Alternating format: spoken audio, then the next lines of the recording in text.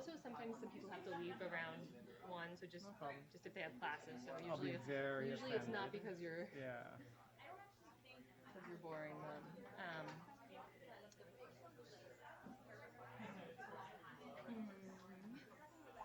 Let's. I can always switch over to the other thing. I Oh, can do this is. might be like.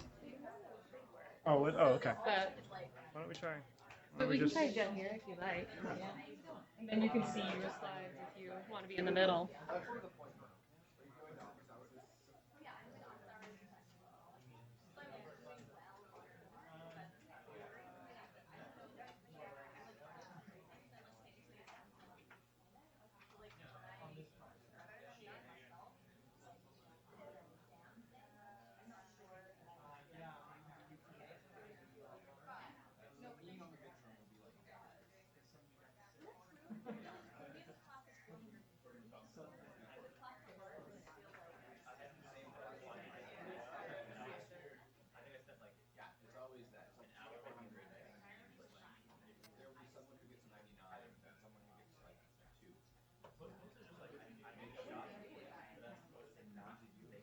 Sync. I think you have to.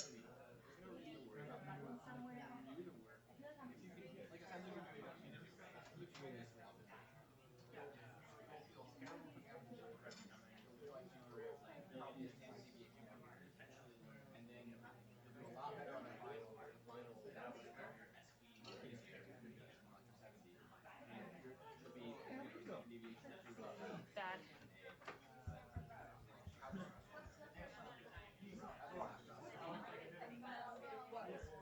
Hmm.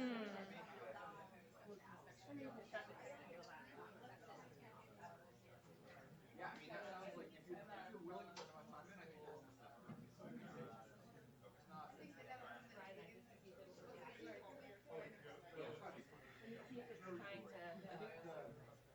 undetected. Laptop desk. Laptop desk. Oh, sorry.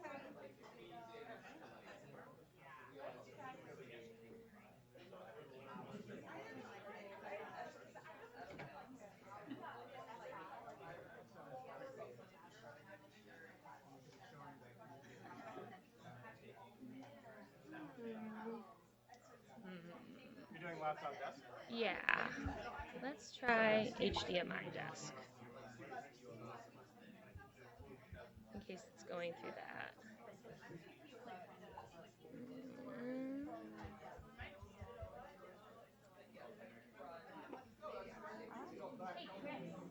Hey, Chris. Do you know how to get them to talk to the projector? Oh, you use Linux. Okay. Well,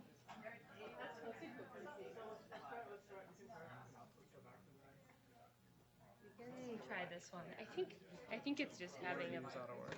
problem. Yeah. Does anyone use PCs? Oh, do you use PCs? Can you? I don't know how to get the PC to talk to the I thing. think I think I think we got it. I think it's well anyway. So we can always try. I think you press F7,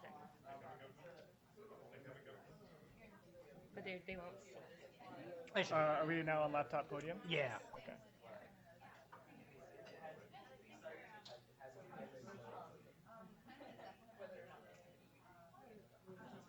I mean, at the worst case, we can just have you email the two things you need Oh yeah. or to the No, to the screen. I've got a flash drive. Oh, that might be easier actually.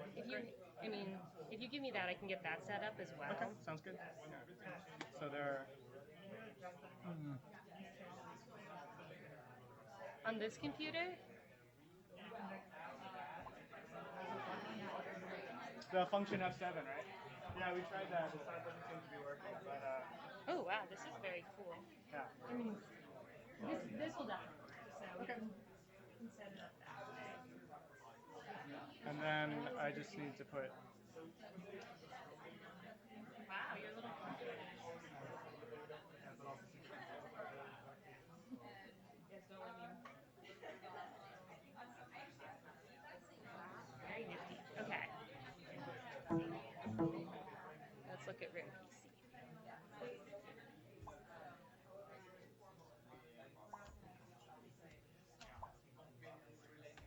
Okay, I Got it. Okay. Yeah. Let me know. Yeah, will do. If there's anything I can do to help.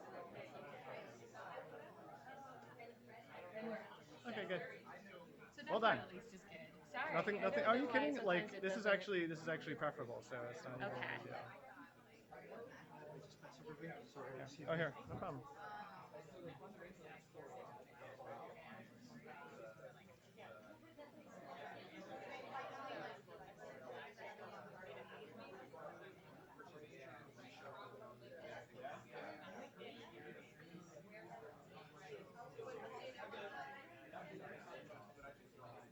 I'm just gonna run to the bathroom before everything Yeah. starts, but I will be back.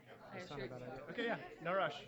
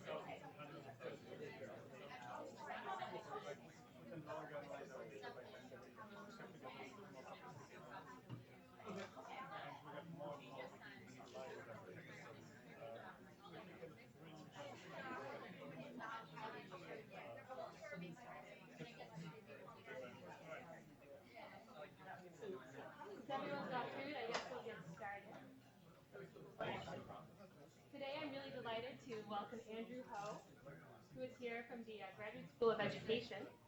And Professor Ho's work is in accountability metrics.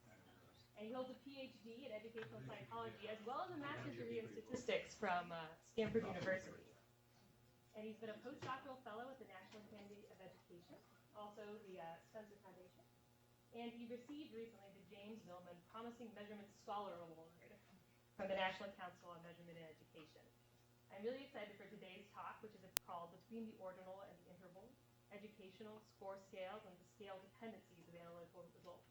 And I think a lot of us deal with these types of score data, even if we don't study education. So I suspect that the appeal will be quite broad. So, welcome, Professor Ho. Thanks very much for having me. So thank you again for that introduction. My name is Andrew Ho. I'm at the Graduate School of Education here. I came to last week's talk, which is my first time here. I'm kind of embarrassed to say. And of course, James talked about the nature of reality, if some of you remember. And I absolutely cannot live up to that today. My goals are fairly modest. I'd like to give you a sense of the problems that arise in the analysis of educational test score data. And I hope to give you a kind of ad hoc, frankly, kind of sensitivity analysis approach to dealing with these issues. So it's meant to be practical, it's meant to be applied, and hopefully you'll find it useful, and also maybe get a different kind of, it's not the nature of reality, but maybe get a different kind of and deeper perspective on educational score scales and how we use them. So I wanted to start, because I don't know many of you very well, I want to start just by sort of introducing myself. Who am I? I've got your 4 ways of describing this. The first is a simple ID, like if I had to pick one word. This is like for those of you who are going to go in the job market, you kind of have to pick 1 or 2 words or something. So I'm a psychometrician. I do work with educational tests, and I have a background in statistics. The data that I tend to use are fairly large-scale educational test scores, and it's multi-level. They're nested in classrooms, nested in schools, and have all sorts of covariates associated with them. But I generally deal with large samples, and so you'll find that I tend to focus as much, if not more, on magnitudes than I do on sort of sampling and sort of traditional statistical inference. I'm interested in effect sizes as well as more traditional statistical issues. The context that I deal with, I hope to improve the use of test-based metrics in educational research and educational policy. Any number that uses test scores, I kind of get my critical lens on and start to think about how I can improve that or just knock it down because I'm feeling nihilistic or something. And the buzzwords that I tend to try to inform and work with are trends, gaps, gap trends, proficiency, which you may have heard of, the percentage of proficient students, growth, career and college readiness, on track, whether students are on track, and value added.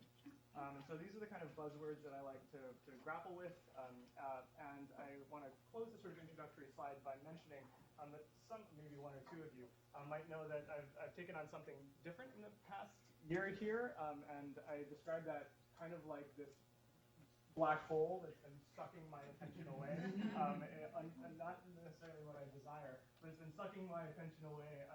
It's actually very engaging and fun, but it has to deal with Harvard X, which you may have heard of. It's the Harvard side of edX, which is our new platform for massive open online courses. We're dealing with tons of data. I chair a research committee that Gary sits on, also Joe Blitzstein, Judy Singer, Xiaoli Meng, Chris Winship, and others, and I've engaged in fruitful conversations with other colleagues across the university. It's very exciting work. We have tons and tons of really, really messy, bad data, frankly. But it's exciting, and I'm not going to talk about it at all today. I'm trying to resist the gravitational pull here and focus on sort of my bread and butter. Although I'd be happy, like in the question and answer period, if there's a lull and you haven't really found this very interesting at all, to field some questions about that side of me.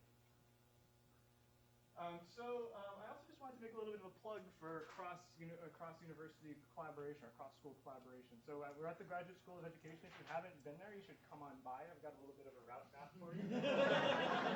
We're right across Cambridge Common and down Appian Way, right across from Radcliffe. We've got a newly renovated library, and my office is up on the 4th floor back here. This is the Gutman Library. library. We have a brand new cafe. It's actually a pretty impressive renovation. We've got very good French fries. And so I'd like to welcome you just to come on over if you found this talk interesting, or if you just want to hear a little bit about what we've been up to. I've got office hours. I'd be happy to grab coffee with you and chat about the things that we've got going on over there. Luke comes over regularly, and it's been fun. And again, I'm just in the spirit of cross-school collaboration. I just wanted to mention some of our classes, which we tend to teach in a very applied way, given our students. We have S40, which used to be taught by Judy Singer. It's an applied regression class. Catherine Mason teaches it now. S52 is an applied data analysis class, kind of a multivariate sampler. John Willett taught it for many years, and I'm teaching it now. We have an educational measurement class that deals a little bit with what I'm talking about today, and Dan Koritz and I teach that now. We have a latent variable analysis class that Catherine Mason teaches, and a causal inference class that David Deming teaches.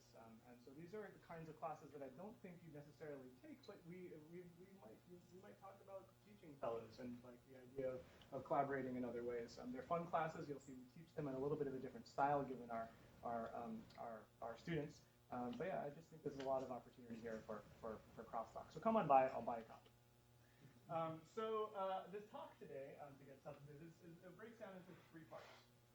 The first part deals with this argument for between the ordinal and the interval. And I'm going to try to say to you that when you look at your test score variables in Stata or whatever program you happen to be using, or R, and they're all sitting in this column, I want you to think about equal interval distances between any 2 score points as being kind of squishy, kind of pliable. I'm going to say that they're not rigid, but nor are they like shiftable in an arbitrary way. So this is the idea of between the ordinal and the interval. I'm going to try to introduce this idea of a kind of pliability of score scales. And I'm going to be doing this a lot, like where I'm going to have like these 2 equal intervals, and I want you to sort of put them up to the score scale and kind of like think about this a little bit, just like trying to think about like the idea that they're kind of stretchy and squishy, but not arbitrarily so. So the idea of weak equal interval properties, not ordinal or interval, but this idea of sort of this in-between space, which is not new, but I think I'm going to try to make it useful. So I'm going to use a very specific example here of an educational achievement gap. Are you going to be okay over here just staring at my shoulder? Anyway, let me know if anyway. I'm not sure if there are any other options. But, you can pull yourself yeah. up into the... Oh, I can actually read it. Okay. Good. Thank you. So I'm going to use a very specific example of an educational achievement gap, and I'm going to show you how it's kind of pliable, and make an argument for any scale we choose being a sort of statement about the values that we have on movement across any particular part of the score scale. So I value movement here more than I do here, and if I do, maybe I should be stretching that part of the score scale. And then third, I'm going to be describing the sort of framework, hopefully it's useful, for families of plausible transformations that will hopefully end up giving you a tool that you can use to address this. You're like, okay, I recognize the test score scales are kind of pliable. How do I see if my analysis, my results sort of depend on that? And I'm going to give you just like a very simple set of transformations. You end up with, instead of 1 test score variable, a bunch of other test score variables, and you can see how robust your findings are across them. It's a pretty simple idea. And I'm going to be presenting that. Let me also say, if there's any point you want to interrupt for questions, I'd be absolutely fine with that. And I'm going to pause for 3 seconds. That was a bad place to pause. So. Feel free to interrupt. I'd also like to acknowledge helpful conversations with Sean Reardon and Ed Hartle at Stanford University. Ed was my advisor, and Sean's a frequent collaborator, and they've helped me think through these things a great deal. Part 1, educational test score scales. So what is a scale, and how do we? What is the act of scaling? I'm going to show you here a score scale that I deal with a lot. The data are publicly available, at least the population level data are publicly available. So this is the National Assessment of Educational Progress.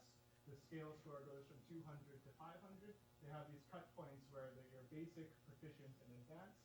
And the act of scaling is the act of imbuing certain scores with meaning, right?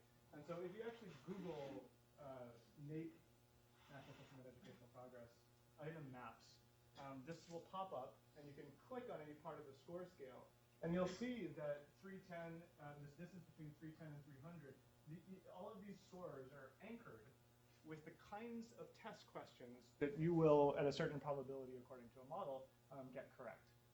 Okay, so this is the idea, is that we're trying to give numbers meaning. Right? And so 307, you use number properties to determine the parity of an unknown number, determine radius of a circle inscribed in a square. And so you can click on this, and you can actually see the test question. If any of you are old enough to have kids who are in elementary school here or any school here in Massachusetts, you might actually know that there's actually a tool that you can use to actually see the test questions that students receive and think about, well, this is a question that my kid is likely to get correct or incorrect. This imbues a scale with meaning. And the question I'm going to be asking about these scales over and over again is this, which is to say, does this scale support equal interval interpretations? Right? That is to say, does this distance between 270 and 280 here mean the same thing as the distance between 340 and 350 here? Right? Or to take a very specific example that you can see here, is the distance between these, getting these two kinds of items, these two questions correct, which is 300 to 301, the same in substantive interpretation as this distance here, right, which is also 1. Right? And so you can see in terms of like mathematics that yes, it's 1. It's the same distance. But the question is it 1 in your interpretation, which should make you a little bit nervous because you're like, oh, how do we determine that? And it's it ends up being kind of a value thing. Yep. Why should we think this is even ordered? That's a good question.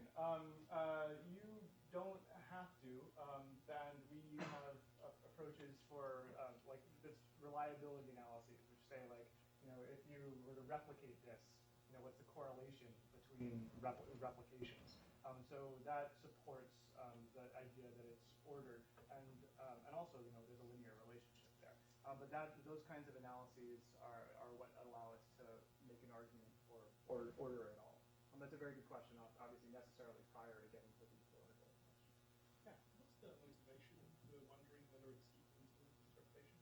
That's a great question. So imagine you have to take, so I'll motivate that with achievement gaps, right? So you want to take a difference in averages. And averages depend on equal interval assumptions, right? If you stretch or squish certain parts of the score scale, you'll see that gaps or any other sort of aggregate level statistics start to change. Now, to be very clear here, if I have so I deal with large scale test score distributions. If you are a student and you've got order in your pocket, you can sort of think to yourself, well, I'm above 65% of my peers, and so that's good. And no matter how I transform that in a monotonic way, that's still going to be true. All right. So you can see my interest, the reflection of my interest here, not in individual level interpretation, but more at sort of the policy level, the state level, when we get to trends, we get to gaps, get to gap trends, get to research analyses that we do with test scores. Those start to depend more on equal intervals. And I'll show a very specific example. Okay. But go ahead. I guess I don't understand why so if we take the warning literally that these are, let's just accept that they are in fact ordinal scales, isn't there ways to compare groups by performance? I'll show you exactly that. I mean, it's a problem for the mean, I agree, but there's lots of things that are problems for the mean. Exactly, and I'll show exactly that. So I'm actually going to argue that those ordinal approaches, which I'm a big fan of, are just as much transformation dependent. They reflect a rank transformation. I'm going to make that argument the second time. But that absolutely makes sense. I'm going to show you how unsatisfying the mean is, and then motivate an ordinal approach, and show you that the ordinal approach also, in its own way, makes an assumption about equal intervals. Okay, so that's going to be the sort of narrative. A great point. So the raw score scale is what I think most of us are familiar with when it comes to tests. There's a great paper in 2005. It's called Intuitive Test Theory, and it sort of explains why we misuse tests all the time. And it's basically because the way we think about tests are the tests that we took in like 3rd grade, where you have like a certain number of questions, you add it up, and you sort of get check pluses and check minuses. But this is sort of intuitive test score scale that we might always think of as a simple count of the number of, say, dichotomously scored items that an examinee answers correctly. And so this might be what it looks like. It's a little discrete histogram of 68 tests, 68 dichotomously scored questions. This is a mathematics test for a particular state. You can see the frequencies are pretty large in any particular score scale because it's state level data. And this is the kind of data that we see. As you might, and so I'm going to be sort of asking, does this support equal interval interpretations? So, and then how can we think of different scales? So do any of these? So we can rescale this. We don't actually deal with raw scores in practice. We try to rescale them to serve particular purposes. For example, we can try to stabilize the error variance across the scale. Right? And that might be a useful way to think about stretching and squishing the scale so that the error variance is somewhat equal. We can also think about trying to create linear relationships with external criteria. One of my psychometrician colleagues likes to make a caricature of economists and say that although all they want to do is like map it to income, which I think is, again, it's a caricature, right? They're not that simplistic.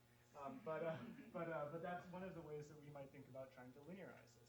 We could also do this in terms of like how long it takes to learn something, right? Or what age people sort of have an average performance. So you can sort of see that there are all different kinds of ways to try to think about rescaling this to give this scale meaning. And my question is always going to be, do any of these approaches support equal interval assumptions? I think that they do to a certain extent, but I'm going to argue that whatever scale you choose, there's still going to be some level of what I'll call pliability. In this field, do people worry about how the scale is actually interpreted? So I really like the original scale here. Number of dichotomous scored items correct, right? Me too. Rather than looking like SAT scores, right? Yep. Which are, what is it? 500. Exactly. Right. Yeah. What does it exactly mean? So you can do all those things and you satisfy some statistics criteria. Yeah. But I don't know what it means. So I'm a big fan. We call there's a National Research Council report that came out in the turn of from somewhere in the early aughts, maybe the late 90s. It's called market basket reporting, and the idea was that because what is a test score? What is a 30? What is a 60%? Right? We all think of 70% as failing, but where does that come from, right? So the idea was that we get like a small group of math items, like 10 math questions, and just say this is our basket, right? And we'll map all scores onto like how many of those test questions you'll get right. Right? And so that's like, okay, and not only is it like a number correct, but it's a number correct of items, of questions that you are right there in front of you. Right? And I completely agree that for many interpretive purposes is quite useful. Now, again, I am interested not only in individual level interpretations, for which I think that's great for individual level reporting. I'm also interested in averages, differences in averages, and higher order analyses that we do. And for that, I think we still have to think that there might be a difference between getting 1 correct and 2 correct, 2 correct and 3 correct on those scales. So I totally agree with you for individual level interpretations. I'm going to be trying to make the case that for aggregate level interpretations, it's helpful to think of the pliability of successive equal intervals, for example, on that scale. So at an individual level, you have an interpretable measure. Yep. And you wouldn't want to make it less interpretable at the individual level. Yep. Are you willing to for a population? But I'm willing to for a research analysis, for a trend, for a gap, because if you Put a think gap in a thing that we can't figure out what it means. yeah, absolutely. And I'm basically going to say, if this is your scale, I'm going to allow you to say, well, we're not really sure what that means, but it's pretty robust across alternative So specifications. is the number 7, right? It doesn't change. So if you stop and think, right, so the distance between 1, 2, and 3, those are all individual level statistics. I'm trying to get aggregate level statistics have their own scale too, right? And so I'm trying to get our understanding of how those interpretations for at the aggregate level are dependent on these equal intervals at the individual level. So yeah, I'm not sure about the number 7. It's a joke. So this is what Gary was knocking down, which I like to dash too. Item response theory is the psychometrician's sort of like 9 out of 10 test score scales that you're going to run into in practice as they're reported at the policy research. We're probably scaled with IRT. So I have to sort of mention it. So this is variations and extensions of a 1-parameter logistic model that has this form. It's the log odds of getting an item correct. And we can specify the probability that person I answers dichotomously scored item J correctly. Right, so this is like a multi-level logit model.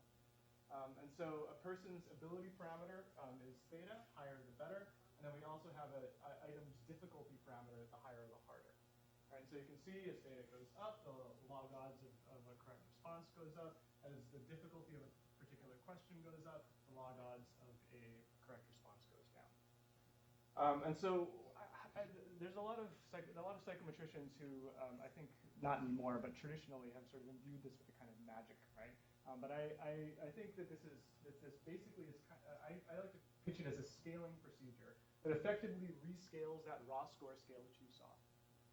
So that to a score scale theta, so that fixed differences in theta correspond linearly to differences in the log odds of correct response to items, which is what that is, right? If the model fits the data. So that's a kind of, again, linearity assumption, right? That we sort of say, okay, well, that's convenient, but again, does that really support equal intervals? And I'm going to say not really. So what IRT effectively does, a no-frills way to describe this, whenever people ask me, Andrew, what is IRT? I like to show them this. So this is what it does. It takes your raw scores and does that to them. So basically what it does is it squishes the center and it stretches the extremes. Right. And that's what the model ends up doing. It's a rescaling procedure that ends up being very convenient, but I don't necessarily think this now means that this distance right here between 600 and 630 is the same as crossing 15 raw score points down here. Actually, if you deal with SATs, by the way, this is actually true, of course. If you get one more question correct at the high end of the scale, you're going to jump a lot more than if you get one question correct in the middle of the scale. That's pretty common. Yep. What would that mean, though, for the distances to be the same? So I like to think about it in terms of how much we value moving an equal interval there and how much we value moving an equal interval here. Right? So that's basically it in a nutshell. It's like, can you tell me that moving this distance here is the same as moving this distance here? So Kentucky, back when they were creating their test score scale, they actually said, you know what, the reason we're doing educational accountability is because we want to give credit to the schools that are moving the students in the bottom of the distribution up. So they took their fancy IRT model scale and they said, I'm going to take this distance down here and stretch it down there. And to them I say, good for you. Right? That's actually a very carefully considered, or I mean not that carefully considered, but it's got intent. Right? It says we want to, and then they're going to average those scores, right? The people who make progress in the bottom are going to be weighted more. Right? So to them I say, I'm not going to make some psychometric argument that my IRT scale is so perfect that you can't do that. You've got a value structure and you've stated it, and therefore I think that's defensible. I will argue that even after you've done that, you want to do a little bit of a pliability check, and that's what the tool I'm going to introduce to you next. So again, does the scale support equal interval interpretations? I'm going to say not completely. So the idea here is again is the idea of pliability between the ordinal and the interval. And so if we think of like this ruler where in the physical world we have a 1-inch difference here, meaning the same as a 1-inch difference here, and it's kind of hard to argue with that. The idea here is that for educational score scales, you kind of imagine that adjacent numbers seem to sway as if joined by springs. This is my little metaphor, right? So this is the idea here, where it's not it's not like we can squish all of these distances to near basically 0 and stretch these out to infinity. That would kind of break the springs or something, right? There's a little bit of pliability there, and that's what I want to capture with a series of transformations. So successive distances between 1 and 2, 2 and 3 are not only uneven but seem to expand and contract unpredictably, but the springs are not infinitely compressible and stretchable, and so this is the kind of metaphor that I want you to think about again whenever you've got that big vector of test scores in your data. Yep. Yeah, it does seem like, once you start changing the scales, you start to say, like, you need a lot of information ex post. If you give me some number and you say, oh, here's my number, right, and maybe it's the IRT scale or whatever it is, and for me to go back and figure out what that means, actually, in terms is very difficult. I agree. Right? And so, I guess, I'm trying to think, is basically your motivation for why you do this in the first place is that at some point, this is going to get reported in the newspaper. And they're going to report sort of a number, Yeah. right? And they're only going to report one number. Yeah. And so you want a number that sort of conveys what's important to you and that you can report next year and the year after. And maybe actually being able to go back to that original thing isn't so important as being sort of consistent amongst them and reflecting what's important to you. Is that the right way to think about what you're trying to do here? So let me try to make this. and so let's say you've got some causal analysis and you're trying to estimate the causal impact of something, right? And it's test score based, and you've got some outcome, and you get a significant coefficient. The idea is if you had a different scale, how robust would that be? Right. So the idea is, okay, well, let's run it through some gentle transformations. We're not talking about crazy things here, but let's see how scale dependent this is. So for any given analysis, we can talk about how scale dependent it is. And actually, what I think is almost more interesting is stepping back and saying how scale dependent are different analytic approaches in general, right? Gaps are hard to flip, right? Gaps tend to educational test score gaps tend to be big, and as I'm going to show you in a moment, the pliability there doesn't really affect. I mean, arguably your interpretations of it. Gap trends, right? I mean, those tend to flip much more readily. So these are the kinds of things like, can we get some sort of ranking of things of like, test score based results, or we're like, ooh, those analyses tend to be more scale dependent, right? So we actually, so the trends for the 90th percentile versus trends for the 10th percentile very scale dependent. Right? Because if you transform it, right, then this is going to start to squish, this is going to start to bend. Our average trends, not scale dependent. So the kinds of questions we ask are more and less scale dependent. And I think if we don't have a way of like sort of in a standardized vocabulary, not a single way, but a common vocabulary for us to talk about scale dependence, it's going to be hard for us to get a handle on that. But the mean is certainly scale dependent with respect to certain transformations. Absolutely right. So, I mean, all statistics are. So, agreed. So I'm just saying across a plausible range of them are the inferences that we're drawing the same. So let me push on, but I'm seeing some nodding here, so I'm sort of happy. So the idea is the scale is pliable, neither ordinal nor interval. Its equal interval argument is weak but not baseless. Right? So I'm not going to say this could just easily be infinity and throw my hands up in the air, right? So the idea is to again give us a common vocabulary for talking about how scale dependent something is. If you can disagree, if you want to disagree, that's fine. But we have a common space where we can locate our disagreements. Right? I mean, this is not quite the right analogy, but I've described this as like p less than 0.05, and you're like, no, p less than 0.01. And I'm like, okay, p less than 0.01, but at least we have a common vocabulary for thinking about the difference between your standard and my standard. So this is part 2. I wonder if I'm going to run out of time here. This is the pliability of an achievement gap. So this is a kind of analysis that I would like all of us to be able to do. Let's say, okay, well, I want to see how big my achievement gap is, and I want to think about, okay, how scale dependent is that?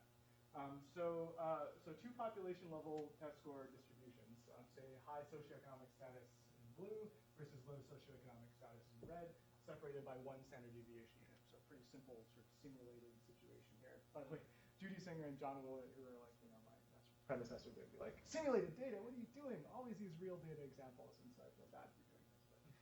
But anyway, it's easier. So we can express the difference in terms of standard deviation units, and this is where, again, you'll see that I think in terms of effect sizes. I'm not interested in the statistical significance of this gap. These are big test score distributions. I'm interested in describing its magnitude and seeing how its magnitude might change over plausible transformations. So one statistic that we can have here is the difference in means divided by some averaged variance square rooted. We can pick SA if we want. We can do a pooled standard deviation that weights by the sample sizes if we want. That's all fine. It's not going to make too much of a difference. The idea is that we describe the difference in the means in some standardized fashion, and then start to say, let's transform things, and this is what starts to happen. So I've got, hopefully this will work. Actually, I should have checked to see if this is going to work. So this is Excel. Isn't that embarrassing? But Excel actually has these kind of fun little sliders that I really kind of like for some teaching purposes.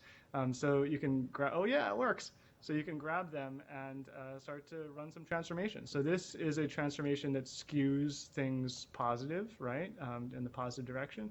This is a transformation that skews things negative. And all I want to do is say, this is plausible and this is plausible, but nothing outside of that, right? And sort of say, okay, well, now how does my gap as measured by whatever that is happen to change? And that's down here, right? And so as I move this up, you'll see that this is like the gap is 1 when it's here are two normal distributions. And if you bring it out to here, if you're blindly using the same gap statistic, you're going to go down to around 0.88 or so. Okay, so this is the pliability of a mean-based gap statistic. And here's where your question comes up, which is like, why would you use a mean-based gap statistic if you've got this pliability in play? To which I respond, good question. This is what motivated a lot of my work and others' work in ordinal representations, and that's what I'm going to go to next. So this should be seriously unsatisfying to you, and you should say to yourself, I want to solve that problem. Like this is like not right, because even if the gap is going between 1 and 0.88, and you think to yourself, oh, that's not much of a difference. If I've got a trend, like a difference between two gaps, then that's going to be lower. It might flip entirely, and we'll see that it does. Not in this presentation, but it can. And so the question would be, like, how do we, is there a way around this? And of course, as many of you know, the answer is yes. Whoops, wrong clicker. So this is kind of problematic. Interpretations of averages rely on the equal interval properties of scales. So what might we do differently? Oh, and so this is just a recap, right? So 0.89, I'm sorry. So untransformed, this is negatively skewed. Does anyone else do it? Like, even when I teach this, I still feel that this is positive skew, like the distribution is leaning in that direction. Even though, like, it's all about the tails. So this is positive skew over here, and the transformed effect size drops to 0.89. So the question is, like, what's your gap? And maybe if you want to describe the gap in a space where you have plausible transformations, we should pick a different gap representation. So what about a more robust ordinal statistic? And I hope this gets to a certain extent to your question, right? So non-parametric literature gives us many alternative gap representations, many of which I really like. This is one that's based on the Mann-Whitney-Wilcoxon test that I think many of you are familiar with. This is actually Mann-Whitney U up here. It's a rank-based statistic, and all I'm asking is, in the big buckets of test scores that I have, what's the probability that I'm going to pick a blue score that's higher than a red score? And that is a rank-based statistic that is invariant to scale transformations. And I used to just say that without putting quotes, but I'm going to show you what I mean by the quotes in a second. Okay. So it's interpretable on a 0-1 scale. The probability that a randomly drawn blue is greater than a randomly drawn red, where 0.5 represents no gap. Right, 50% chance, and it's like sort of similar. So, again, I've long been a fan of the statistic. I've written about it. I like it, but I've recently been rethinking how to explain its transformation invariant property, and it feels pretty transformation invariant, right? If this score is greater than this score, and I apply a monotone transformation, there's no way that that's going to flip. It's a monotone.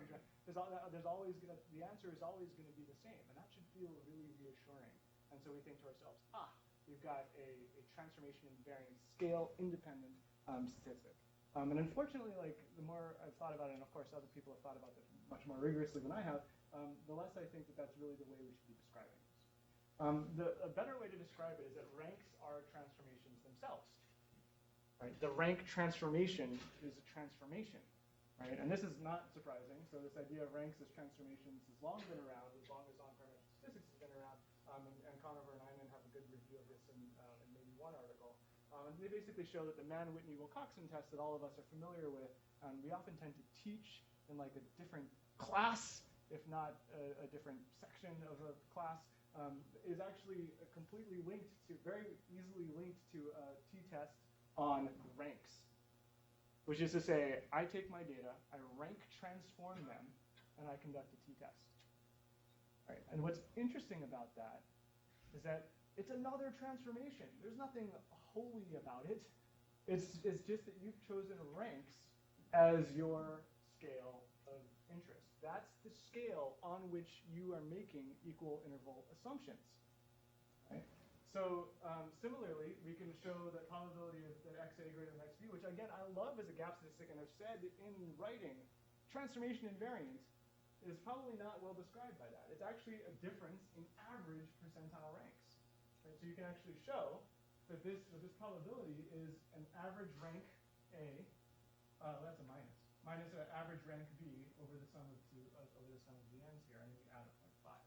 Which is to say, you can re-express this awesome statistic that I used to love in terms of differences in averages which, as we know, make a kind of equal interval assumption. So this ordinal statistic is not magic. It is me implicitly saying, or I'm now explicitly saying, that the rank transformation is the one on which I place my equal interval interpretation. Okay. So it's an average of ranks, and we should note that and say, uh-oh, that means we've made equal interval assumptions based on rank. So that would be sort of my comment on your comment, so I guess there are other ways we can do it. We should be clear about the assumptions that we're making there too, which in this case are effectively saying the difference between a rank 1 and 2 is the same in meaning to me as the distance between rank 10 and 11. Right, so this is what you might think of as a rank interval scale. I'm trying to demystify this ordinal statistic and try to say I'm making an interval scale on ranks. So far from liberating gaps from scale information, the metric implicitly assumes the distances between successive ranks are equal in interpretation. So these are the two approaches, one which we thought of as scale dependent, and the other that we thought of as scale independent. The first one, we took observed scores, we transformed using IRT, or we don't even have to. We take average differences, and perhaps we standardize for interpretation. What do we do with our ordinal statistic? We took observed scores, we applied a rank transformation, we took the average distances, and we added 0.5 for interpretation. So I'm trying to, again, demystify it. The act of calculating a gap is hard to free from the idea of at some point transforming the data. So the latter is kind of this uniformizing transforming. That's not going to go in print.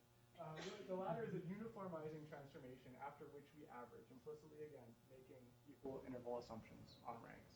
So this, which we all know and love as a cumulative distribution function, right, is a rank transformation, percentile rank transformation. Right? So transforming it, and what we're doing is we're transforming it in this way to this uniformizing distribution, taking a difference in average and saying that's my scale. Right? So that's me demystifying the statistic to myself. Right? And hopefully to you. So here's another scale, which is by far more policy relevant. It's the percent proficient scale. By far the most widely available large-scale educational statistic is the percentage of proficient students. Right? So what we actually have, we have this policy called No Child Left Behind. Right? And so we operationalize that by setting a cut score, which is very precise and difficult to argue with. We set a passing in a pretty judgmental, arbitrary fashion. And then we count the number of students who are above it and divide by some denominator. And we say this school in this grade in this subject has 65% of students proficient, and statewide we have 80% of students proficient. Right? And I've been one of many people who has really just railed on this statistic. We've condemned the statistic as for gap measurement, but I want to reframe it here too, because it's really hard to say to a policymaker, take this number that's in front of you and ignore it. But it too is a difference in averages. So this was our rank-based transformation, which is CDF. What is a percent proficient? The percent proficient is this transformation. It says everything down here is 0, and everything up here is 1, and then I'm going to take an average. So I'm trying to provide this sort of unifying framework for thinking about a gap as an average after we make some value statement about what matters where and how much. All right, so here what we're saying is, typically -3 and -2, you see what I've done? That's not that much. Distances in the middle, they matter a lot. Distances at the top, they don't matter so much. Here I'm saying, for whenever you see a percent proficient based gap, you're implicitly saying, I don't care if you're -3 or -2 or -1, all the same to me. Right? And I don't care if you're at 0, 1, 2, or 3 or whatever up there, that's all the same to me. Right? And so these are sort of, that's what I think we're trying to get at when we talk about, what is this? It's like, we're basically saying, what's the value of moving here? And here you're saying, not much, a lot, not much. And here you're saying, it's all the same down here, it's all the same up there. Okay. Yeah. I just want to check my understanding. So we have one school which has 30%, say, proficient, another school which has 60% proficient, and we say that school B is better than school A. Yeah. And you think there should just be more fine-grained Yes, that actually, so that doesn't matter as much to me as trends and gaps, right? And for those, it's very systematic distortion, not only based on the cuts. I mean, if you see progress, if you've got a bell curve that's moving along here, you can see what that trend's going to look like. It's going to, there's going to be, if it's at the tails, it's going to be a low, very shallow, and then if it's going to come, as soon as it gets to the mode, a lot of people are going to jump across. And that's not because the school's making more progress, it's because there are a lot of people next to the cut score. Right now we move to two groups, one that's low scoring and one that's high scoring. And we think about them moving across this scale, and we think about what's going to happen. Well, as the mode of the high scoring group hits this cut score, they're going to look like they're making tons of progress. And then, so the gap's going to increase. And then as the next mode comes across, the other group's going to catch up, even if the gap isn't changing at all. And that's because we've made this value statement here that we don't care about progress anywhere down here in any differential way. Right? And so what I would argue is that what that does is it creates a systematic distortion. Anyone who's got high cut scores will show gaps increasing. Anyone who's got low cut scores will show gaps decreasing. And that's an artifact. But your broader point is the blue has the same problem. It's just less extreme. Correct. Yeah. Thank you. I hadn't even thought of it that way. And it's not necessarily a problem, I mean, it's a normal choice. Right. That's the thing, and that's what I'm trying to surface. Exactly. And I think it's, by the way, I think it's a bad one. but I mean, just because in the case of progress, I think it's a bad choice. Why is it bad?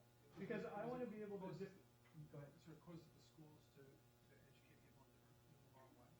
Yeah, potentially, right? So this is the bubble kid idea, right? That like if this acts as a lens to focus attention on people who happen to be right here, right? At the potential expense of people down there. Right? And so that's exactly what that was Kentucky, that state that was trying to do. It was trying to say, okay, you know what I'm going to do then? I'm going to stretch out the bottom end of the scale and essentially incentivize people to move in the bottom part of the distribution. Isn't that sort of just what happens when we have summer statistics? So if we have, the parents are choosing schools, say, and we might say, well, here is a summer system you might be interested in choosing a school for the child. Yep. And we typically try to make that quite simple, and nature generally is making these statistics simple and encapsulating the rest of it. Is that we lose some fine-grained information, and say, well, that's okay because it's just a convenient summary. But then that's true of many things. So who is currently winning, who's won most Super Bowls is a very not fine-grained statistic to calculate bestness of a team. That's kind of the business we're in. I mean, But I would argue that the business we're in is trying to differentiate between better and worse statistics. And so all I'm saying here is if you take a difference of averages, we're in a much better shape. I mean, the difference of averages in a different transformation. So in order to understand your point, it's probably helpful to figure out the opposite, right? So for example, if proficient means something really meaningful, like it means that you can get a job, and if you cross that line, you can get a job, but if you can't, then you can't. Yeah. Let's suppose that's the case. Correct. Maybe there's one industry in town, and it's really clear what that means. Uh-huh. So in that case, maybe we want the school to emphasize getting the largest number of kids across that line as possible. If somebody is a lost cause, and you can leave them alone and not educate them more, but get 3 more people across the line, maybe that's better. So for That's certain true. purposes, this is the right trend. That's exactly what I should say. I shouldn't say bad unconditionally. You're Yeah. absolutely right. I should be more rigorous about what exactly that implies. That's because I'm assuming that we actually do want to incentivize movement to the bottom of the scale. But if we didn't, and that situation arose, then you're absolutely right. Then this would be something more. This would be something that would make sense. But I think that's what's kind of interesting about this is like making the transformations apparent as value statements. I think no matter where you take the averages, allows you to visualize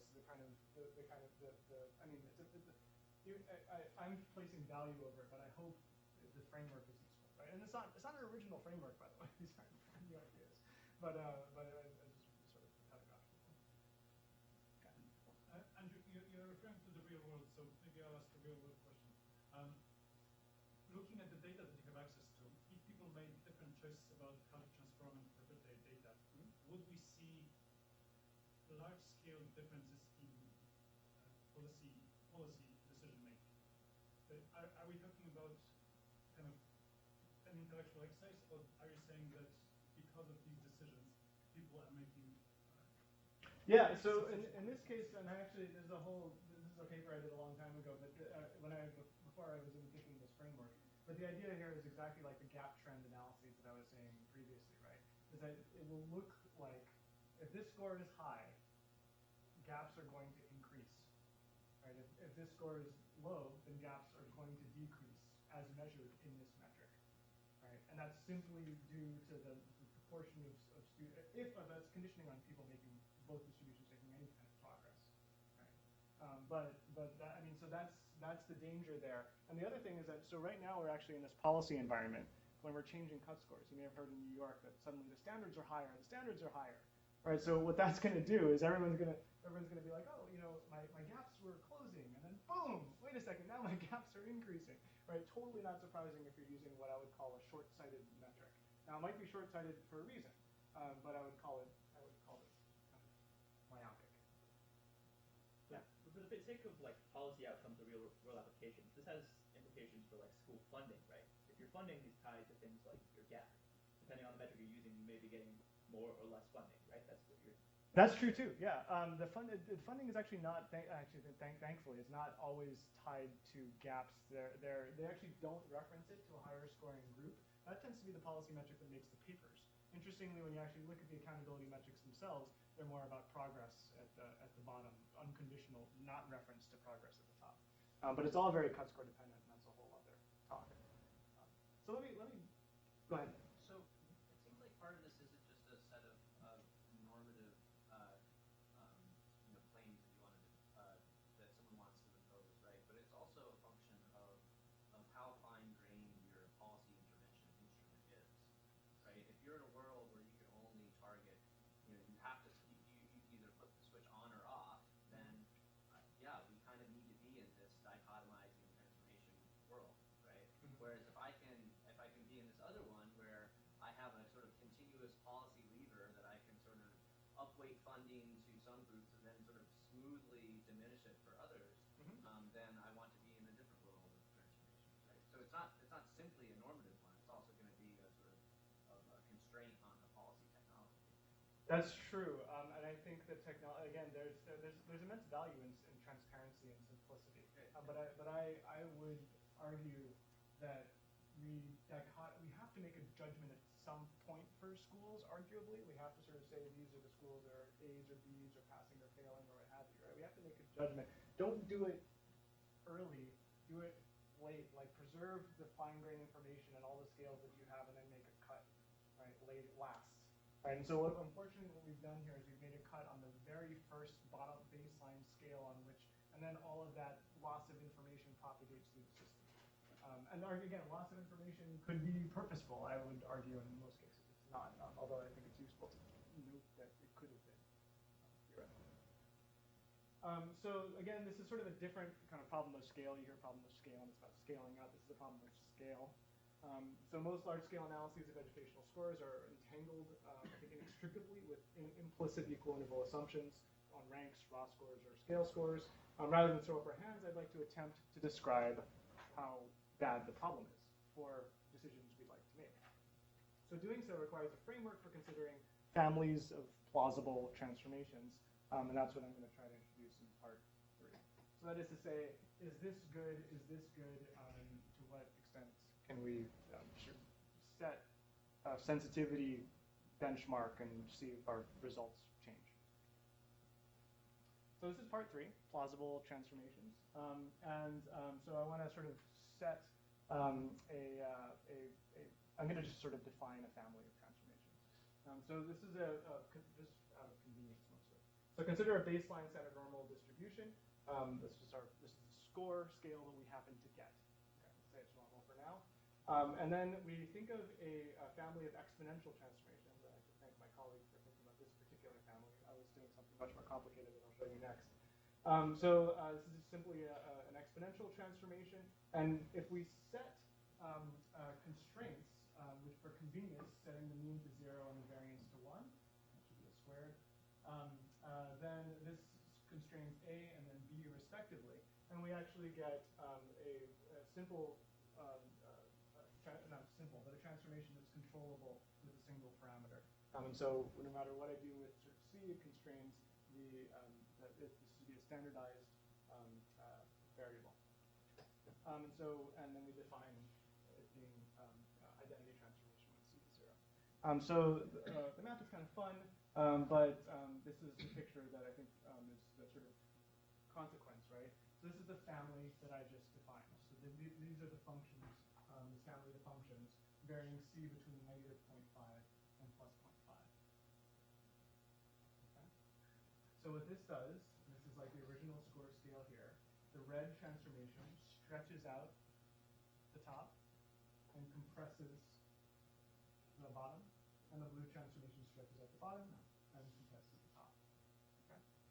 This is what these look like if I were to transform a standard normal distribution. So this is the original dotted transformation here.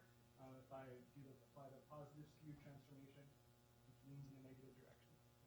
If I apply the positive skew transformation, it starts to look like that. If I have a negative transformation, it looks like that. I couldn't help myself and played in Excel with some sliders. All right, so this is what's going on here. Here I'm controlling the C parameter. You can see that's creating the positive skew. These are just two different scales on the left and on the right here, just showing how that works. And then if I move this in the other direction, that pushes that in the other direction. And so basically what I'm saying here is if you have the standard normal distribution, any of your variables look like that, I'm saying it could be this and it could be this. Right? And you can see how ad hoc this kind of is, but it's simply a way to begin to get a handle on how much scale might matter for your results. Okay? So the bounds of C are set such that the slope of the transformation here is 1/5 to 5 times the slope of the transformation up here. Right, and that we can pick other sort of curvature parameters if we're so inclined.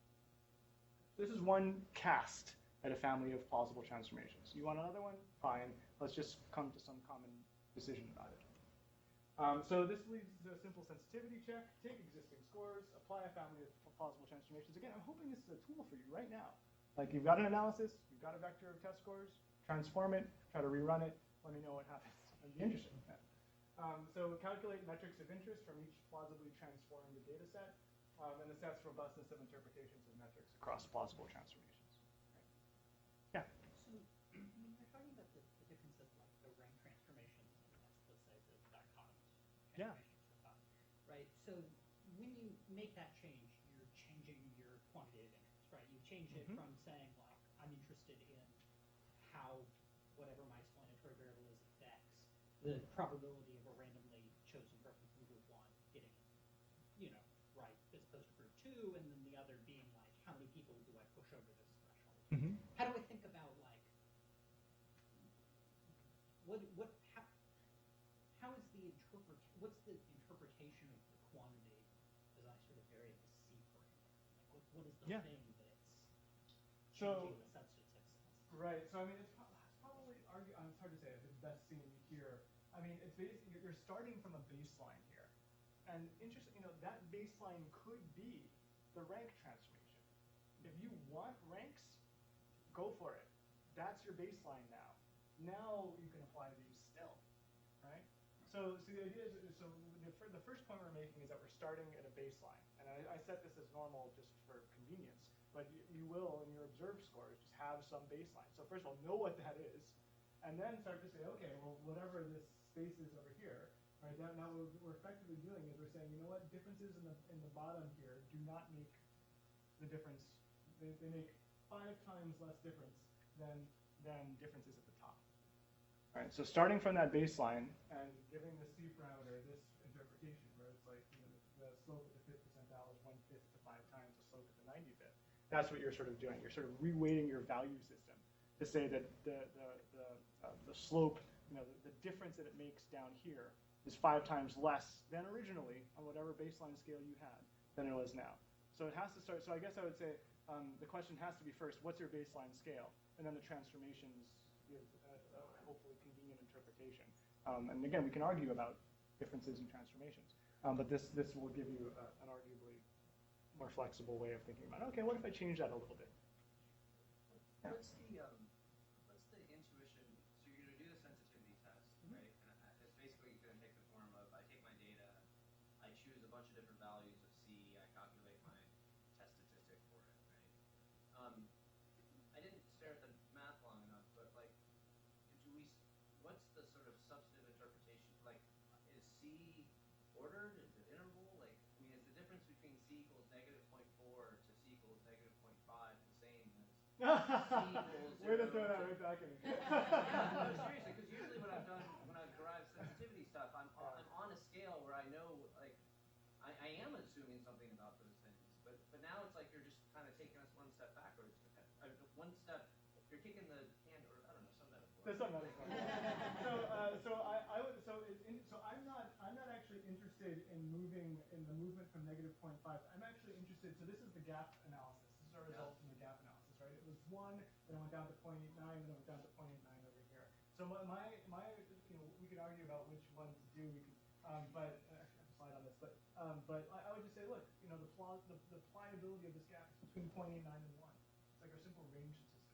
So I'm not actually interested in moving from here to here. I'm interested in setting bounds on the transformation, then moving everything around in there, seeing the maximum and the minimum of the statistic of interest. Now again, you said test statistic, and I thought that was interesting, right? So again, this is actually more of an effect size than a test statistic. So that's I was just speaking, but okay. So you establish a bound, but then it seems like the game all turns on what your range of the transformation is. exactly, and that's something So how I'm do we set that? So let me. This is great. Okay, sorry. Well, you guys are great. I've never even met you before. It's rare I've not seen the topic. I planted in here just to make sure I was moving along. So this is exactly our question. Is this the right family? Is C bounded appropriately? And then this is not going to completely satisfy you. But it's again a way I'm trying to build a vocabulary so we can come to a discussion on what a plausible set of transformations is. And for that, I'm going to reference plausibility in this family to skewness and kurtosis, which seems simple. Not simple, but convenient. So positive skew, negative skew, again, so here's negative skew over here, stretching the blue tail, positive skew stretching the red tail, and kurtosis, which I always have to remind myself is the peakedness and the heavy-tailedness and the weak-shoulderedness of a distribution. And I always make these like these little animations, right? And so the more kurtosis, this is the heavy kurtosis one. But it's some people describe it as peakedness, heavy tails. I think it's like better described as shoulders. We see other anyway. It's like weak shoulders. And then if it's low kurtosis, this is this, right? So all shoulders. Right? So anyway, that's kurtosis. Peakedness, weak shoulders. Leptokurtic, platykurtic, fun vocabulary words that you're familiar with. And kurtosis ranges from 0 to infinity, and normal is 3. Right? So sometimes you see this excess kurtosis from 3 or not. So this is actually kind of fun. So this is the Pearson distribution system. And can I just ask how many people know about the Pearson distribution system? Have any of you seen it before? I hadn't. I did Google Scholar, and I was like, oh, this is really fun. But anyway, so this is something that I kind of find nifty. So you can make a map, and for whatever reason, Pearson did this. And by the way, I love the dates, like 1895 and 1816. Nothing is new. So kurtosis, he mapped it down this way for whatever reason, and then squared skewness from 0 to 4. Right? So this is a skewness of 2 or -2. And then what he found is that like distributions that we're all very familiar with map into this space in kind of a convenient way. Okay? So this is first of all impossible. So you cannot have a distribution that has a skewness of a squared skewness of 4 and like a kurtosis of 2. It just cannot be done. The normal distribution sits there. And then, originally when I got into this work, I was like, oh, I want a family of beta distributions. Those are nice and flexible, and you can get some skew in, right? And then what he shows is that he called this a Pearson type 1 distribution. We didn't even know it as beta back then. We just called it Pearson type 1. We just derived it mathematically. But the beta distributions, all beta distributions sit in a space on this skewness and kurtosis map, which I think is kind of fun. Right? The symmetric beta that you might be familiar with that goes like this and like that is also right there. Yep. I might be missing something, but I don't completely understand what all of these distributions are adding. So it seems to me, right, much of the motivation behind this is that you think that kind of existing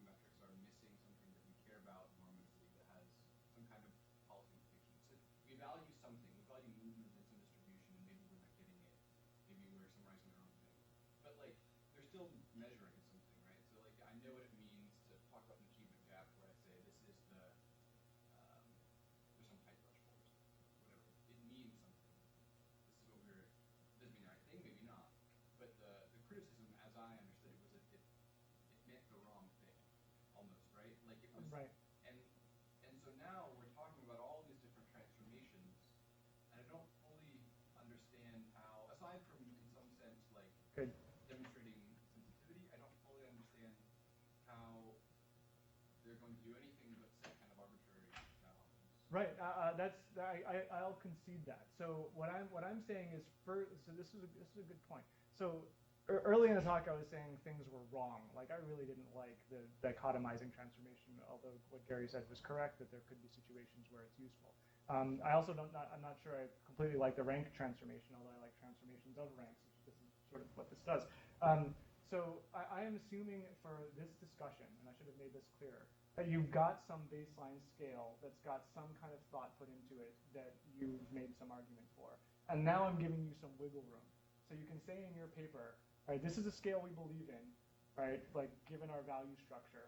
But I recognize that it's, there could still be some pliability. This is where that comes in. So I guess the first part of the talk would be like, I'm encouraging you to pick a transformation. And it might be identity, right? It might be the scores you get because you're like, what do I know? These psychometricians waved their hands and did some fancy IRT magic, so I'm going to stick with that. But I'm going to check myself, and that's what this is about. That's a helpful distinction. Okay. This all depends upon your word plausible. That's right. Okay. So I don't think that you have a substantive definition of that. Oh, I'll get there. You arguing? I hope so. Yeah. I'm going to give a very unsatisfying, like, partial step in that direction. A plausible definition. So it seems to me that everything depends upon that. I agree. Okay. Because if you don't have that bounded, then you can produce anything. Completely agree. Yeah. So again, my goals are twofold, right? I'm going to take a very small step in that direction. But I think the more important goal is the framework that allows us to disagree in a common space. Right. But this framework is a very small subset of the possible transformations. That's absolutely right. That's absolutely right too. It allows us to map possible transformations into a common space. No, it allows us to map one possible set of transformations, which maybe you can argue is plausible. Yes. Right. So it seems to me like what you're doing is you're saying, okay, these are plausible transformations. Now just let me keep talking. Yeah. No, I don't mean maybe.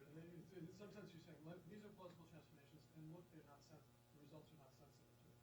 Right. But actually, since I don't really believe the definition of plausible, I can come up with a different transformation that would make your results very sensitive to the transformation. In fact, there exists. In fact, it's pretty easy to prove. There exists a transformation such that your results would be very sensitive. Yeah, we'd have to. There's magnitude. Yeah, I totally agree. Just take one number and you stretch it all the way out to negative infinity. Yeah. It's not hard. But I don't want to break. Take I don't. only my kid and move them up, and then leave the rest down here. Right. It's got to be monotonic, but yeah, I agree. But no, but. Well, it's got to be monotonic. That's your first step towards the definition of plausibility. Yes. Okay, so it's got to be monotonic. So Yeah. that's interesting. Uh-huh. Are there other criteria that you could list that would help to? A very small step in that direction is what I'm going to get. Very, very small and deeply unsatisfying. But again, this isn't perfect, but again, I hope I'm beginning of a framework. So first, I think it's kind of fun that like distributions that we're sort of familiar with, like the gamma distribution, sits on this line. It can't get off that line, which is kind of fun. There's an asymmetric T distribution, which we don't really use, but that's type 4. Type 5 is the inverse gamma. The F distribution that I think you all know, for certainly are familiar with, is there. The T distribution is here. Right, so it sits on this line. Right. So we know that the T distribution. Some of us, you might know the T distribution is leptokurtic. So you can see that here. It's got heavier tails than the normal. And as we move the degrees of freedom, it approaches normal. So I just think this is kind of a fun framework to see how I'm like it. So, and now let's get to my very small concession in Gary's direction, which we should, and all of you should feel free to tear apart, but I hope represents like some way we can start thinking about what a plausible transformation is. Oh, by the way, what's fun about that exponential normal transformation that I showed, exponential transformation of the normal distribution I showed you, is that it sits in this space. And so again, that's like the pitch here, is that maybe we could start to map your set of transformations into this space and see, okay, well that's sort of setting an F distribution here. Okay. So now, how do we get to the idea of what's plausible? So here's a descriptive approach to plausible transformations. It is deeply unsatisfying, but maybe a step in the right direction. So take observed test score distributions and see where they sit in this space. That's it. Right? So let's see what the bounds of reality, like observed practice, show us, and maybe that'll get us in the direction of, and again, deeply, there's different ways we can do that, and then, my whole point is that those themselves are transformable, so this gets circular. That said, this is a beginning, right? State level representing 17 states. This is data that Carol helped me collect. Carol collected. Reading and mathematics, grades 3 through 8. Raw scores in red, that's the sum scores. For states that publish them, display scale scores in blue. Plot the squared skewness and kurtosis and the distributions in the Pearson diagram. So let's just see where descriptively they end up. And let's let that begin to set bounds, and we can argue more about it later. So it defines plausibility in terms of state-level test score distributions seen in practice. So if you've got your own test score distributions from your own context, I would map those in here and see what they look like, and that would be the beginning of a way we could start to get leverage on this. So I guess so you have an observed distribution, and you're saying, right, I'm going to look at the third and fourth moments, and then say this looks a bit like these other things. Why stop there? Fifth, sixth, seventh moment? I mean, I don't. It's hard to see in 3 dimensions. So it's talking about so you're talking about this is what this distribution is similar to. Yeah. I don't know. That's okay. That strikes me as tricky thing. Right. I guess overwhelmingly what I'm hearing here is let's try to be sort of parametric as possible. So we're going to try and say it's like a beta distribution. Well, actually, we don't have to actually say that. I just kind of should be convenient that it maps into that space. The squared skewness and kurtosis map is the most important thing. But it might be useful as a frame of reference to say, hey, that happens to look like the family beta transformation. Okay. Could I? Yeah. So by the way, this is we are in a space where already the interpretation, this should feel fuzzy and ad hoc, because I can't think of a way it can't be, but I want to solve the problem, right? I want to address the issue of scale dependence. Right, and so in order to do that, I think we need a deeper, richer vocabulary. I'm actually not providing an answer as much as a proof of concept that you might be able to get to. So I'm very sympathetic to go at. I guess my approach would have been to say, so let's use non-parametric techniques like relative distribution and say, here's one distribution, here's another one. Let's just compare them non-parametrically. But again, a lot of the non-parametric comparisons I'm arguing have an implicit equal interval assumption in them. That was that whole point with the rank transformation. Yes.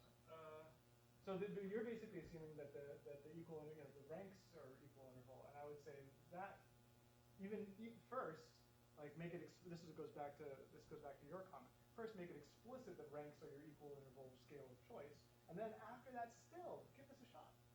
Right? And so anyway, not that. But so. Just a suggestion. I think a latent motivation, something like this. There are people fighting over policies. The scores make some policies more or less persuasive. Part of what you're trying to get at is to attack the ability of people to game that policy debate by making it harder with this analysis for people to start with the policy they want and back into the scale that they're presenting. So Oh, that's interesting. I think my That's very intuition is that's very the reason cynical of we you. I'm all over professors. I do think we start with the idea that the scale should be something that is not policy dependent. It's independent of that, and then we get the policy out of it. And what you're trying to do here is to prevent the reverse from being something that is persuasive to anyone by mapping out, here's a range of currently existing practices. The one that this guy's coming up with is totally outside the normal range, therefore we have to be a little suspicious of whether or not we're backing into it. That's just... Yeah, but I also don't want to be a nihilist and say I don't want to reduce certainty for everybody. I want the psychometrician's creed is be very precise about your imprecision, right? And that's actually not what this is. This is more scale dependence than measurement error. But that would be my hope, is that we can again, you've got a finding. Look, it's robust. First of all, but again, I think I like what you made me say 2 parts, right? First, to be clear about the scale you've got, then be clear about how pliable you think it should be. And this again gives you one perspective on bounding that area, right? And so this is what you see in practice, right? These are the points that we observe in practice. Makes me think I should transform kurtosis to skewness or something so it looks a little more even, but whatever. You can see that the raw scores all cluster in red and tend to be beta. They're actually beta binomial, so it's actually not surprising that they sort of sit there. And you can see that what the IRT transformation has done is stretched the tails and compressed the center, which is to say increased the kurtosis, and sort of exploded some of these points down here. And so again, Gary, this is my very small step in your direction to say, okay, let's look at observed test square distributions we see in practice. There's the exponential line again, just for reference. And we can say, look at this is super unsatisfying. I'm going to sort of say, this is my family of plausible transformations. Pick some sort of transformation. I could do an asymmetric T distribution, sort of inverse CDF, and like map things out. Or I could pick a set of transformations that happens to align in that direction. But this gives us a common space to begin to grapple with it. Yes, you can pick other transformations. I would say you can't pick one out here, right? You can't, or down there. And I would back that up with empirical distributions I see in practice with full concessions. Sorry, I missed something crucial. So how did we get this I just drew it. polygon? Yeah. No. I mean, like, why is that the plausible range? You can go on. All right.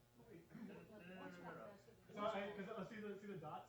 So these dots are each of these is a state subject grade test score distribution. That's for, Across kids. In practice, across kids. But across kids is not what you're trying to do, right? So you're trying to take one score and interpret it, right? So the scale applies to each score individually. And you want to stretch it out or whatever it is. You want to interpret that one score. So the distribution, Oh, I see. Yeah. No, distribution across kids is not necessarily the same as what you would do to one score. Yeah, that's right. Because really what this is, like what you're saying is what I want to do is like take this and then explode it from there, right? And right, because then that's the transfer. This is the distribution across kids. If I want to transform it, then it spreads out in that direction. I mean, you're trying to figure out something substantive about one kid's score and then aggregate that up. Okay. Right. Like for example, if you wanted to figure out where proficiency was, you want to really know where that was. So I want to look at the answers to the question. I want to know exactly what questions you're asking, and I pick. You've got to get these questions right, and 60% of these questions right, and 75% of these questions right. Then I totally know what that thing is. Right.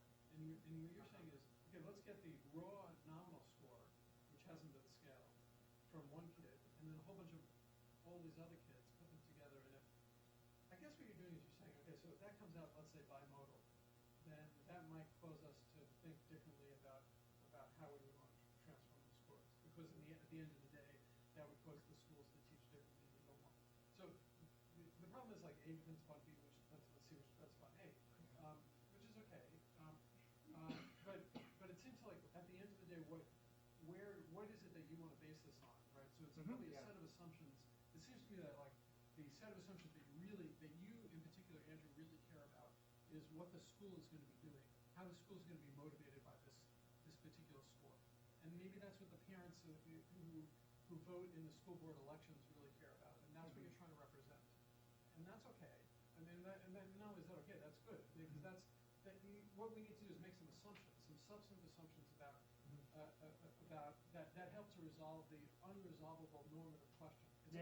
It's unresolvable on the basis of statistics. That's a good point. I like that. Right. Yeah. It's only resolvable on the basis of policy and politics. Got it. So in order to illustrate this, like set a value structure that implies a baseline transformation and look at the variance that we see in practice around that particular issue, right? I contextualize it. So I was trying to get away. I was trying to get away without doing that. Now you're right that I should be more rigorous about this in a particular context. But I really actually don't want to do what you said. Although in order to do what I want, I should do what you said. What I really wanted to do was give all of you a tool to do this for whatever kind of agnostic to the actual use to that particular concern that you said I'm interested in, which I am in part. But my real goal is to give you a tool that says, okay, these psychometricians and some economists and some psychologists are saying that the test score variable that I've got is pliable or not equal interval, and so how do I deal with that? And the answer is I'm trying to give you a method that begins to address that and allows us to disagree about how we should in a constructive way. But I agree that in order to illustrate that, it's useful to be very explicit about a particular problem where you can solve it, as opposed to Yeah, I just mean, being kind of handled. this is identical to the statisticians that often will come and write a paper or come and talk to us and say, look, I've made this scale invariant. Well, what does that mean exactly? That's exactly what I've tried to unpack. No, Yeah. I know, but what does scale invariant mean? That means they're making their statistics invariant to the substance. They're making it invariant to us Exactly. as social scientists. They're making Exactly. it irrelevant to the thing that we're trying to measure. Maybe. I don't want a scale invariant statistic. I want a statistic that represents the scale, so I can understand it. That was my first argument, and my second argument was after you come to the decision about the scale, you still need to talk about the extra pliability that may exist in the borders. All right, so the idea is that whatever decision you make, someone could come in and say, it could be like, at the 5th percentile, I could say, well, that actually matters 3 times at the 95th percentile. That gives you that sort of curvature statistic that allows you to talk about pliability. All right, so I would say first, I agree with you. Second, I hope these methods are still useful even after that. I think we're out of time. I really enjoyed this. I've got nothing really else.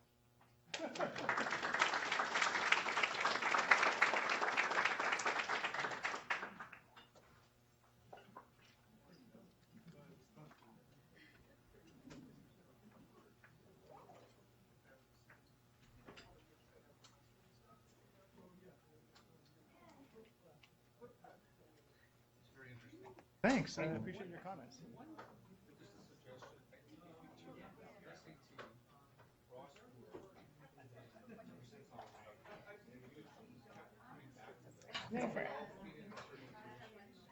You have to unpack SAT probably if they haven't thought about it. They're in the Midwest and did the ACT. Like the implicit reward for getting, 10 of really good students who go off to Harvard. Oh, interesting. That's a good example. Yeah, I think the people in the room were actually proof that what you're saying mattered. Yeah. I kept wanting to just to bring that up, but I wasn't sure how they would take it. No, but I also like that idea as like an example that Just so kind people of can anchor their intuitions on where this is going, and you can keep bringing it back to just how does this affect it? That's right. No, I like that. Good. Bye, Carol. Thanks. Question. Yeah. When you say that the polygon was a first step towards a plausible, It's more the argument about basing it on empirical skewness and kurtosis. I'm with you there, but just to be clear, and I know the polygon was just kind of You might weight it by the density. okay. Well, I don't necessarily need to get into the weighting thing, or if weighting is important, I might not understand what's going on. I guess my question was, is the area of plausible densities, is that essentially, is that supposed to be a minimal set of plausible things? I was intending it as a maximal set. As a maximal set. Yeah. So that doesn't seem right to me. But maybe I'm just thinking about it wrong. I would have thought, like, just typically when we think of, what am I hoping to get out of, so I never think that I actually have a maximal set of sensitivity parameter values. Right. And this gets back to Gary's point, Yeah, right? That's right. But the one thing that you could say is that if somebody's going to run an analysis, at the very least, That's the they idea. should check Thank you. the transformations in that Thank you. minimal set. Thank you. And so that way you don't have to. Anyways, Yeah, that's the way that I tend to look at, not in this area, but others. That's right. I see what you were saying about maximal set, and that's certainly the maximal set you saw was not. That's not even the Pearson distributions do not even define. The exponential transformation is not a Pearson distribution, right? So there's like 5 dimensions there of maximal sets that defines the maximal set. But yeah, so it becomes a matter of convenience at a certain point. And I think then the question is, right, if you say, okay, you got to at least check these things, right? Then Yeah. we can go back and replicate Yeah. everything that's been done. Yeah. But find that half of the results go away, right? Yeah, and that's the thing I want to do too is like common language so that we you can do it one way, I can do it another way, but like we know how each other did it, Yeah. and is what I think is useful. And I've never seen that Pearson distribution. Isn't it fun? Yeah, that was so super cool. Yeah. So, yeah, It's like, why I don't we feel like teach this? there It's were a like lot of amazing. great moments where I was like, oh, this is cool, this is connecting dots. Yeah, I was Well, like, you when did I a saw good that, I was job. like, really? You did a great job of staying cool as it was a. I'm sorry you didn't get to the end. No, are you kidding? Like, there was nothing really important after that. So. Wow. Mind if I ask you a question about that? So is it the case that all of these transformations are, it's sort of,